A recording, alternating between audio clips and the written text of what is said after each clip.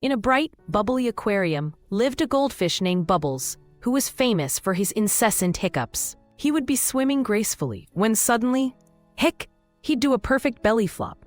This didn't just amuse the other fish. The little catfish would literally roll on the gravel in laughter. One day, determined to impress a pretty new fish, he attempted to perform a grand flip, but instead, he hiccuped right into the filter, creating a splash that sent water everywhere. Bubbles learned that being himself was the key, and everyone loved him just the way he was, hiccups and all.